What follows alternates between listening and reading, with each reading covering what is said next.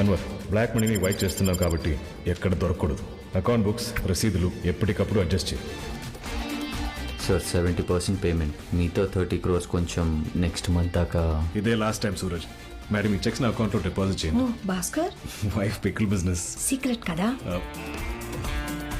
ఈ మంత్ కూడా కొంచెం లేట్ అవుతుంది సార్. నేను చూసుకుంటాలే Suraj. Thank you sir. Harsha account మొత్తం క్లియర్గానే ఉందిగా? Yes sir, all clear.